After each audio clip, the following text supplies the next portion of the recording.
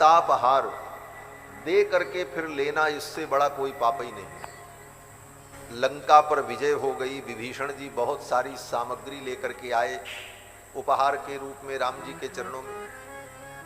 विभीषण जी ने कहा ये सब उपहार आपके लिए। तो राम जी बड़े बुद्धिमान भगवान श्री राम ने वानरों से पूछा इसमें से कौन सी वस्तु ली जाए। किसी वानर ने कहा ये हार बड़ा सुंदर है, आपके गले में शोभा पाएगा, इसे ले लिया जाए। किसी ने कहा ये वस्तु, किसी ने कहा वो वस्तु। सबकी सुनी राम जी ने, किसी का खंडन बात नहीं मानी राम जी ने। हम राम जी के इतने बड़े सेवक और हमारी बात का अनादर कर दिया, इसलिए राम जी ने किसी का खंडन भी नहीं किया। लेकिन राम जी ने फिर अंत में जामवंत जी की ओर देखा और कहा जामवंत जी आप सबसे बूढ़े बुजुर्ग हैं, आप बताओ इसमें से कौन सी वस्तु ली जाए। जब जामवंत जी से कहा तो जामवंत जी ने भगवान की ओर देखा। रीछ हैं, भालू हैं, दो पैर पर खड़े थे, दो हाथ ऐसे किए हुए, बड़ा सा मुख लंबा।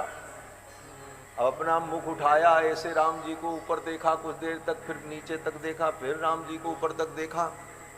जब 3-4 बार जामवंत जी ने अपना मुख उठा करके राम जी को देखा और देख करके गंभीर हो गए, राम जी समझ गए। भगवान श्री राम ने कहा जामवंत जी आप बार बार हमको क्यों देख रहे हैं, क्या हमको आपने देखा नहीं है। जामवंत जी ने कहा रघुनंदन मैंने तो जो देखा है वो किसी ने नहीं देखा। क्या देखा। जामवंत जी ने कहा मैंने समुद्र को तब देखा था जब समुद्र का पानी मीठा होता था, खारा तो बाद में हुआ। मैंने चंद्रमा को उस दशा में देखा था जब चंद्रमा की एक कला होती थी, 16 कलाएं तो बाद में हुई।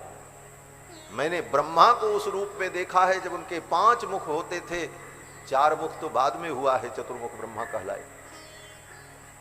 मैंने इस पृथ्वी को उस समय देखा है जब ये पृथ्वी एक थी, ये 7 द्वीप तो बाद में बने हैं, जम्बू प्लक्ष सालमल कुछ क्रौंच आदि।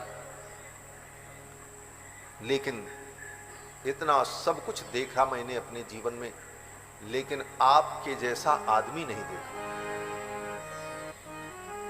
जामवंत जी ने कहा आपके जैसा पुरुष मैंने नहीं देखा। राम जी ने कहा क्या हुआ। बोले आपके जैसा पुरुष मैंने नहीं देखा क्योंकि दत्तापहारी न दृश्यते, दे करके फिर ले लेने वाला व्यक्ति, इससे बड़ा दोषी कौन हो सकता है। ऐसा व्यक्ति आज तक मैंने धरती पर नहीं देखा।